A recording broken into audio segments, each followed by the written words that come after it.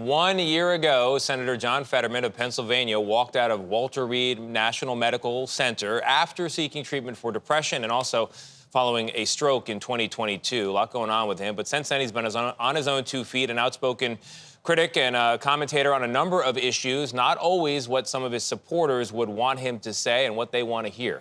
Senator John Fetterman joins us now. Senator, thank you very much for being here. Yeah, it's so great to be here, yeah. We should point out you have the iPad in front of you and a stenographer working over there in the corner. The lingering effects of the stroke mean that sometimes audio processing is difficult. It is, and it's really just about captioning.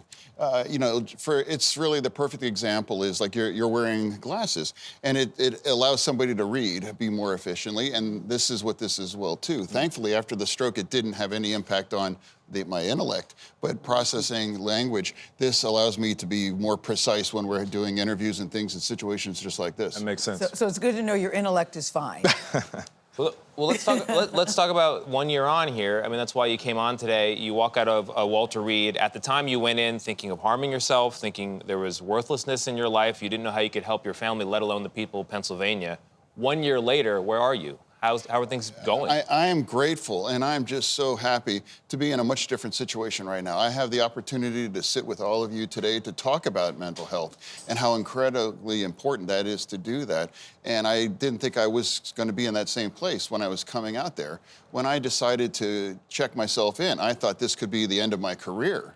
And I maybe even lost my family. But to having all of that and to be able to have that conversation, whether or not it's a political winner, but it's an important conversation that I think we really have to have in this nation, and that's what I've been able to do, and I'm grateful for anyone to allow me to talk about it. And we have to talk about news of day, of course, but I'm curious about what turned it around for you before we get into news And what of day. advice do you have for those that might be hesitant to seek help?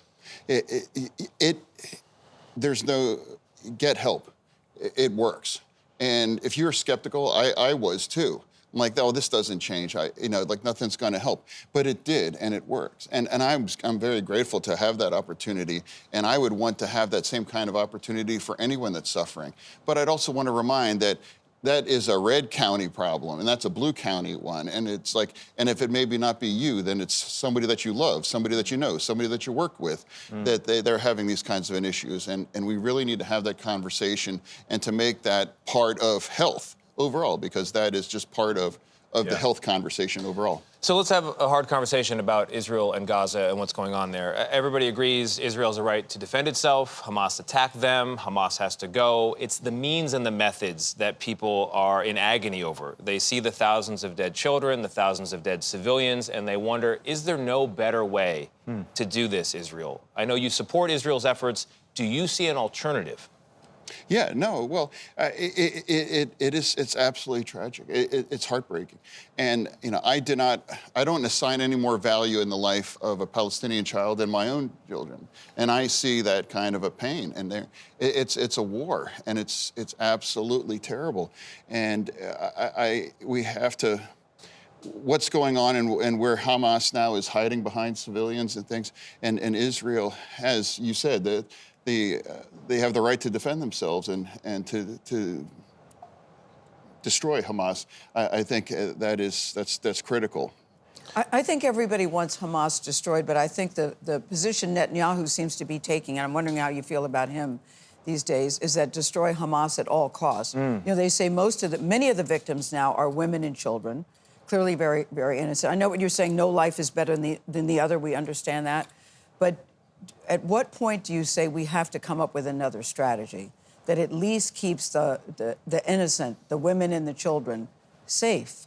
Well, it very important to minimize the kind of collateral damage and protecting civilization lives as well. And I would hope that Hamas decides to not starting to hide behind civilians and creating those circumstances that makes it even more difficult as well. But that seems to be their strategy too, Senator, to hide behind. Yeah, that is their strategy, and now even in hospitals or in the tunnels and everything. And we also can't forget about the hostages as well, too. They've been now in custody now since October 7th. So it's an awful situation, and you don't have to agree. You don't have to agree with every leader's views. But we have an opportunity to stand with Israel in this situation, and that's what I've decided to do. Is and Netanyahu, the other Netanyahu the right person Exactly. at this particular time? There seems to be a lot of incoming for him as well.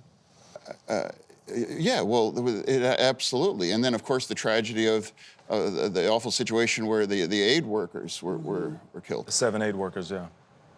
I want to shift gears to the presidential election. A recent poll from the Wall Street Journal shows that Trump leads in 6 of the 7 swing states. With that margin of error being so slim, what does Biden and the Biden administration and the campaign need to do moving forward? Well, I'm having a real honest conversation about this, and I really do believe that Joe Biden is going to win. And I believe that because Americans now have to confront this. It's a very stark choice right now.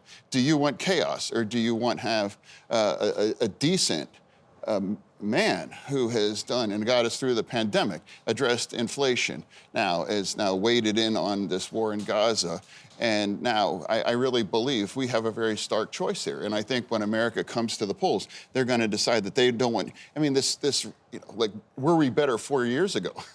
I mean, has people forgotten a lot of bad things that have happened 4 years ago as well too? But Senator, the people that support Donald Trump do not think he's chaotic. In fact, they think he is saving America, that he's making America a better place. Certainly when it comes to the issue of immigration, they don't think he's chaotic. Yeah, no, what happens to be true, that there is a situation on the border, and we do have to address that. And it's incredibly disingenuous that they walked away from that border deal, that we all worked on that. Would you call it more than a situation? Yeah. I would call it a crisis. Absolutely, hundreds of thousands of people are showing up, and they're desperate to come to our nation. Is an executive action needed? I'm not sure. What I think we need is a comprehensive solution as well. I think that's what's necessary as well, too. And I believe that I want to have that conversation, and we even perhaps make it even more stronger than what the border deal is well. And, my wife, and she's here with me today, I mean, she was a former dreamer. I am an absolute supportive of immigration. And I think two things are true at the same time, that we can be very supportive of immigration and celebrate immigration, but we also need a more secure border. And I think we need to achieve that. Katie Britt, Republican senator from Alabama. She's fallen under a lot of criticism after her rebuttal to the State of the Union. People were making fun of her. People were saying mean things about her. You actually reached out to her when you were in Walter Reed, invited her to visit. She did visit with you. Yes. Why'd you want to do that? And what's the message that the two of you have about, I guess, bipartisanship and also support for people with mental health problems?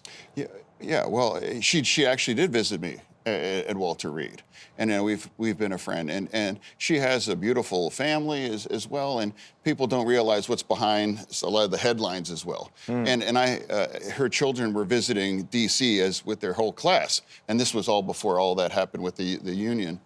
State speech, and their children. I saw the kind of pain that they were in when having all of this happen, and my own children were part of the headlines, the national headlines, and nothing is so heartbreaking when children are like, please don't, I don't want to go to school today because of all that. And people have to remember that there's always going to be kids in those situations that they never signed up for that kind of a situation as well. And I would never pile on, and I would just acknowledge that it was a difficult situation, and the family are actually part of all of it. Yeah, and I'm sure she appreciated it, that's for sure. Senator Fetterman, thank you so much for joining us. We appreciate you.